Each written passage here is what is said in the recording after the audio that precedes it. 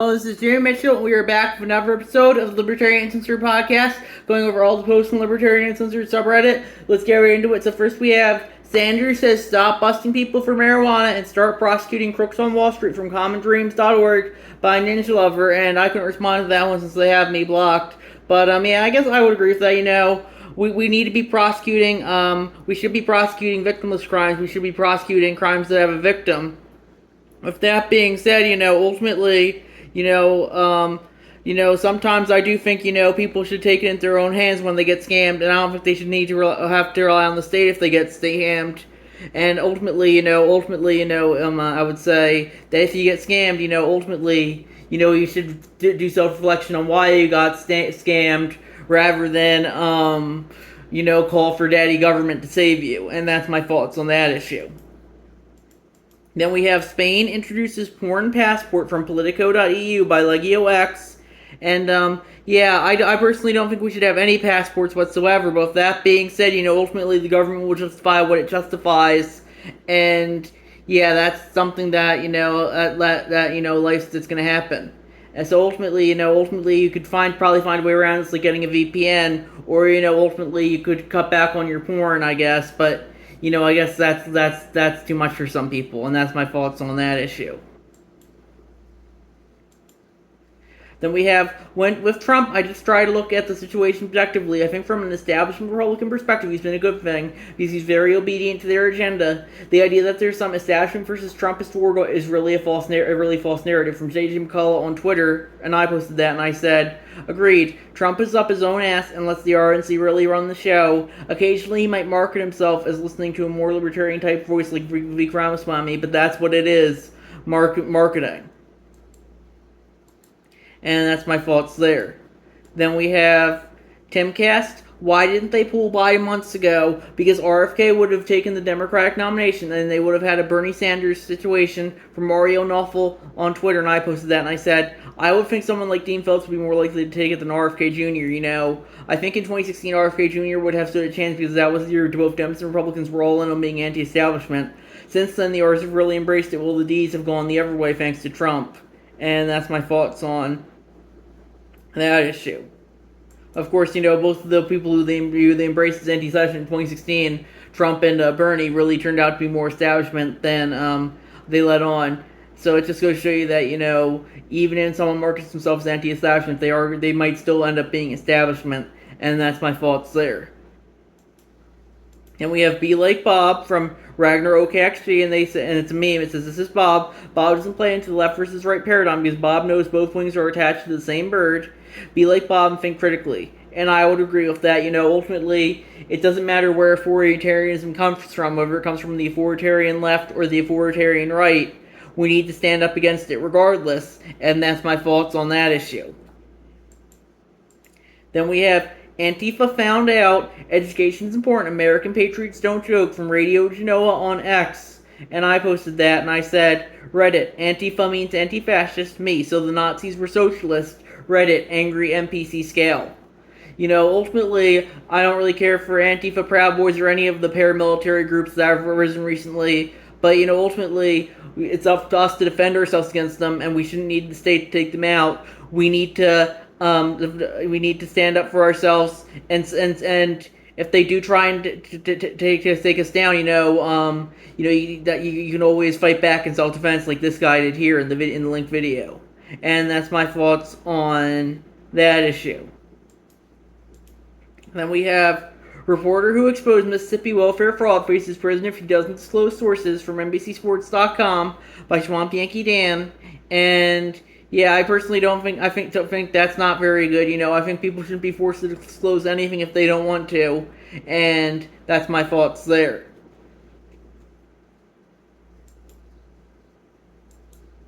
Then we have JP Morgan warns 86 million customers they might have to start paying for their bank accounts from finance.yahoo.com by Ninja Lover, and they added they're blaming government regulations for this. The potential charges, says Marianne Lake, CEO of Consumer and Community Banking at JP Morgan, are a result of new regulatory rules that cap overdraft and late fees. And I definitely think, they shouldn't be doing that, and hopefully the market will correct accordingly. But with that being said, it's important to stand up against corporate authoritarianism, like when they try and debank people, and that's my thoughts on that issue. Then we have, you can literally Google any word and racist and find some article about it. And I linked to an article from Wiley Online Library.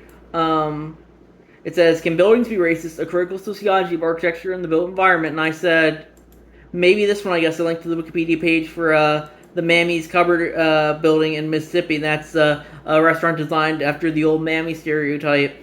And it doesn't look like she's doing too good, though. I linked to the Google Street View for recently, and it looks like she's kind of falling apart. But that being said, people will think everything is racist, sexist, whatever input narratives they need to justify how they deserve to push authoritarianism over you. And that's my thoughts on that issue.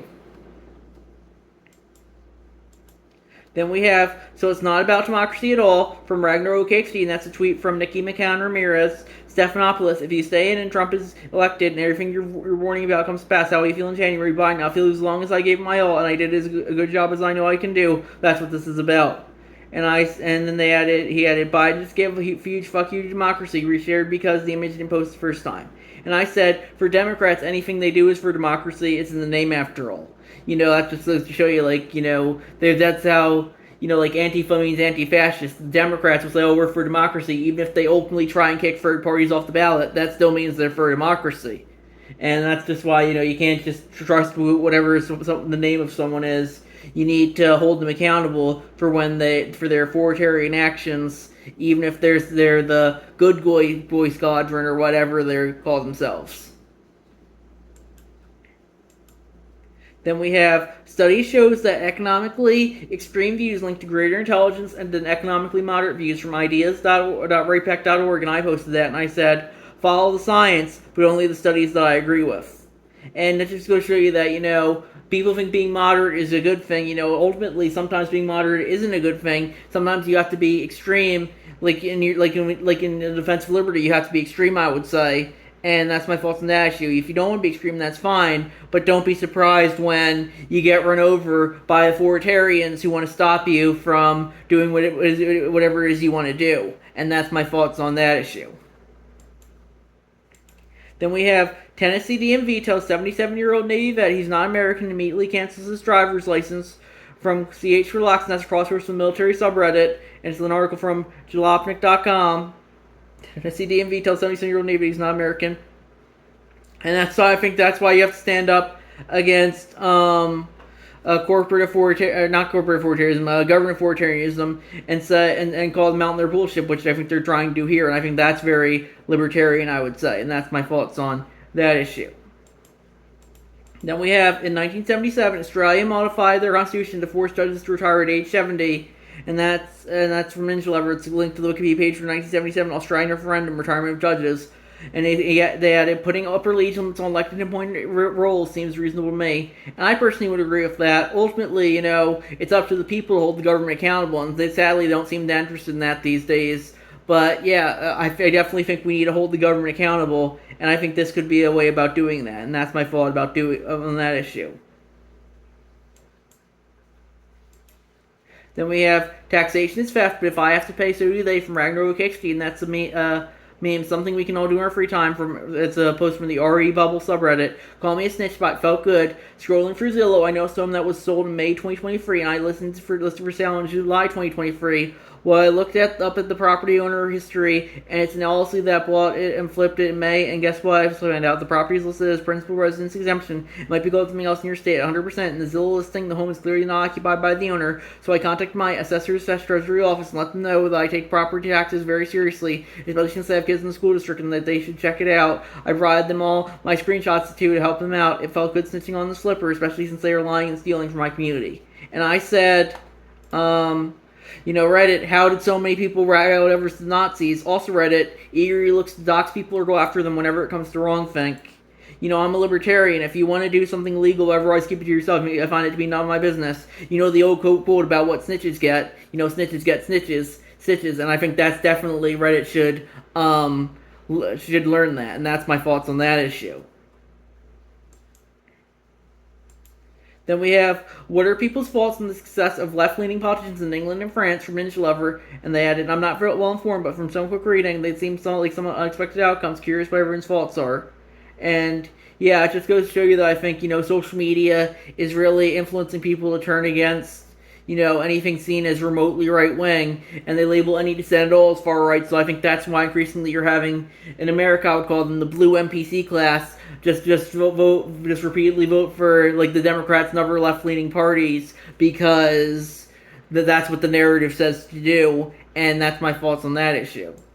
Then we have Life Off the Grid from Nathan RH, and they said, I've done it, let me tell you how it goes. See, UCC, it's gone now, it doesn't exist anymore. Google Earth will show an open field, but they turned into condos 4 years ago. The trees on private land are landscaping features until the volume of wood is enough for material. They built 2 at a time in every 40-acre plot.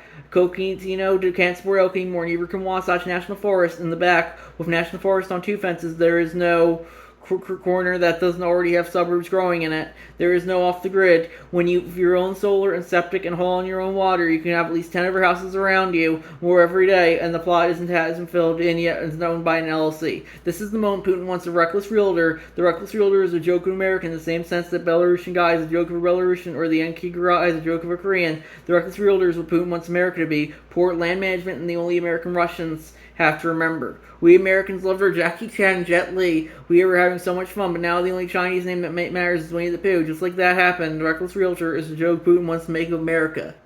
And I really didn't understand that too much, but I definitely agree that, increasingly society is so interconnected, it's really increasingly impossible to live off the grid. But that's why, you have to really live really out there, I would say. Not just out there that you still have people surrounding you, but like really out there, like in the middle of nowhere out there. And that's my thoughts on that issue. Then we have blue pill people live in a perpetual present, so it makes perfect sense for them to imagine what a Trump presidency would look like despite having been through one already. From Michael Mouse on Twitter, and I posted that. And that was him quote tweeting New Republic. We chose this cover image because based on the well-known 1942 Hitler campaign poster for a precise reason that anyone transported back to 1942 Germany could very, very easily have explained away Hitler's excesses and been persuaded that his Greeks were going overboard after all. And that was, it looks like it's Trump with a Hitler mustache, American fascism, what it would look like. And I said, it's funny, that cover could have been released at any time during the past decade and it would still fit right in. And then I also added, bonus TNR fact, the owner of TNR knew that the governor of Oregon was a rapist and didn't publicize it because he was a Democrat. And it just goes to show you that people will just hold whatever the narrative is. I don't like Trump, but the Trump-Hitler circle jerk has been going on for a decade now. It's why when the wolf does come, nobody goes to the boy's aid. And, I'm not really defending Trump here. I'm just not a delusional leftist like seemingly everyone else on Reddit, I would say. And then we have States' Rights and Maximum Freedom from Dangerous Ad 8554. In the context of U.S. politics, states' rights are in sort of a misnomer. When used in an argument, the phrase states' rights is most often used to discuss state-restricting behaviors, things like same-sex marriage, accessibility to healthcare, gender-affirming abortion, everything in between, segregation, interracial marriage, and slavery. When we see advocates for these causes, they often say that a state is within its rights to govern itself, even if that governance is against federal norms or federal law. The 10th Amendment does exist after all. Why support that in a system such as ours? Why people, including a lot of libertarians, favor authoritarianism as enacted by the state government, not the federal government? States' rights arguments are never used when talking about expanding rights, but limiting them. Even marijuana reform was aimed at the federal level because that's where the most change can be affected. State efforts have installed largely by the federal government. To those who will look and sneer, I ask you this: what is more favorable in Alabama to ban abortions or same-sex marriage, and for the federal government to put regulations in place to keep those things accessible across all 50 states? How can people who support liberty from freedom support a doctrine that is most often used to strip rights and criminalize harmless behavior? I'm sure some will read this and take it as me sucking off the federal government, but if you're talking about maximizing freedoms and liberties of the population, that's the place to do it. It's hard to say that the current system works when I could get arrested at a state I'm driving through to receive an abortion, or driving somewhere else to receive an abortion. A procedure is legality state by state at this time. How is that better than the Fed protecting abortion? I said, I said, taken from the First Libertarian Party platform. I linked to that on UCSB.edu. Secession, we still support recognition of the right to secede. Political units or areas which do secede should be recognized by the United States as independent political entities, where one, secession is supported by the majority within the political unit. Two, the majority does not attempt suppression of the dissenting minority. And three, the government of the new entity is at least as compatible with human freedom as from that from which it seceded. And I think that's what we have to really look at here. States' rights are important, but individual liberty is what's most important, and that's why I think we should be supporting stuff like secession and individual freedoms down to the individual level, and that's my thoughts on that issue. And I think we're gonna wrap it up there. I'll see you guys in the next episode. Bye.